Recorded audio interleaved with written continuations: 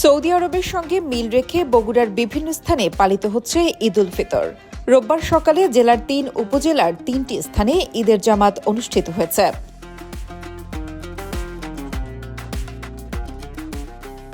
এ সময় শিশু ও নারীরা জামাতে ঈদের নামাজ আদায় করেন। নামাজ শেষে একে অপরের সঙ্গে কোলাকুলি করেন মুসল্লিরা।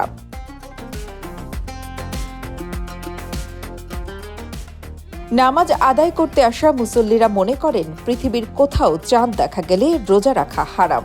সারা পৃথিবীতে ঈদ হচ্ছে, সে হিসেবে তারাও পালন করছেন।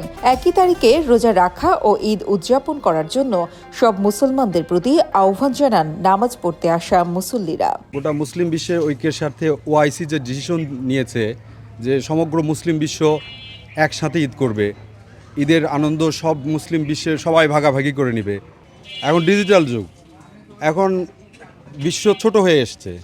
আমরা সৌদি আরবে কখন চাঁদ উঠছে, কখন আমরা কিন্তু খবর পাচ্ছি। আর আমাদের প্রিয় নবী মহানবী সাল্লাল্লাহু আলাইহি সাল্লামের যে মেসেজ ছিল, উনি যখন চাঁদ দেখতেন তখন উনি ডিক্লারেশন করে দিতেন যে আপনারা ঘোষণা দেন আগামীকাল ঈদ। আশা করব ভবিষ্যতে বাংলাদেশ সরকারের বোধোদয় হবে, যেহেতু মালয়েশিয়া, ইন্দোনেশিয়ার মতো বৃহত্তর মুসলিম কান্ট্রি এগুলো সৌদির সাথে ঈদ করছে, তাহলে আমরা বাংলাদেশ কেন আমরা মাঝখান থেকে ঈদ করব না? আমরা কাহালু থেকে ঈদ করতে এসেছি। এখানে ঈদের উৎসব, আমরা সবাই একসাথে ঈদের জামাত পড়ব, ঈদের নামাজ পড়ে আমরা এখান থেকে বিদায় নিব। আন্তর্জাতিকভাবে যে একই দিনে ঈদ হয়, আমরা সেই অনুপাতে ক্যালেন্ডার দেখে বৈজ্ঞানিকভাবে মিলাই নিয়ে, কোরআন সুন্নাহর সাথে মিলাই নিয়ে আমরা আজকে সেই অনুপাতে ঈদ করলাম। সারা বিশ্বের সাথে তাল মিলিয়া বলা হয় নাই, দেশকে ভাগ করা হয় নাই। আল্লাহ সুবহানাহু ওয়া তাআলা বলতেছেন, ফামান শাহিদা মিনকুমুশ শাহরা ফালিয়াসুমহু। সুতরাং তারা যদি এই মাস পায়, সে যদি পুরো মাস সিয়াম পালন করে। তা আমরা মাস পেয়েছি, আমরা সিয়াম রাখছি। রাসূল সাল্লাল্লাহু আলাইহি ওয়াসাল্লাম বলছে যে তোমরা দুইজন সাক্ষীর ভিত্তিতে তোমরা ঈদ সিয়াম রাখবা এবং ঈদ করবা।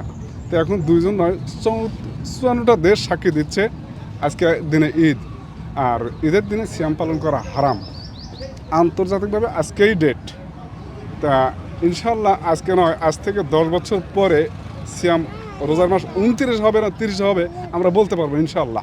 কোরআন, হাদিস এবং বিজ্ঞানের ভিত্তিতে ঈদ পালন করছে, আমাদের খুব সুন্দর লাগছে আর কি। আমরা বিভিন্ন জায়গা থেকে, আমাদের দেশে ইয়ার্ড প্রচলিত নাই বিধায় আমরা সব গ্রামে জামাত করতে পারতেছি না। তে আমরা বিভিন্ন জায়গা থেকে লোক যোগাযোগ করে আমরা এখানে এসে আমরা ঈদের জামাত প্রতিষ্ঠিত করছি, কায়েম করলাম। ইনশাল্লাহ আমাদের খুব ভালো লাগছে আর কি। তা আমরা দোয়া করি আল্লাহ গোটা বিশ্বের মুসলিমকে একই দিনে সিয়াম রাখা এবং ঈদ পালন করার তৌফিক দান করুক আল্লাহ। জেলার গাবতলী উপজেলা রেল স্টেশনের একটি নির্মাণাধীন ভবনে অর্ধশত মুসল্লিরা সকাল 8টায় ঈদের নামাজ আদায় করেন।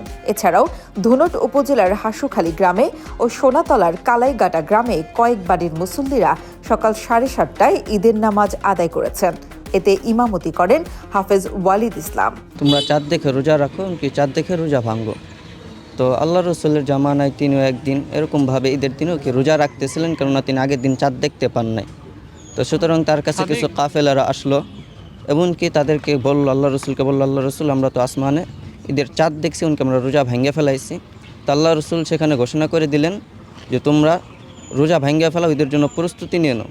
সুতরাং এখান থেকে আমরা বুঝতে পারি ধর্মীয় অনুযায়ী যে এটা দেখা সত্য, এটাও ঠিক আছে। পাশাপাশি যদি আমি সংবাদ পেয়ে যাই যে চাঁদ উঠছে, যে চাঁদ উঠছে, তাহলে আমার জন্য রোজা রাখা ফরজ, কিংবা রোজা ভাঙ্গাটাও ফরজ।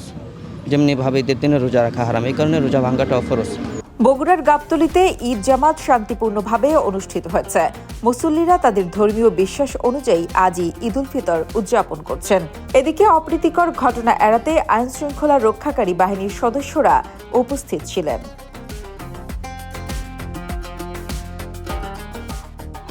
মোহাম্মদ তৌহিদুর রহমানের তথ্য ও ভিডিও চিত্রে ডেস্ক রিপোর্ট, কালের কণ্ঠ।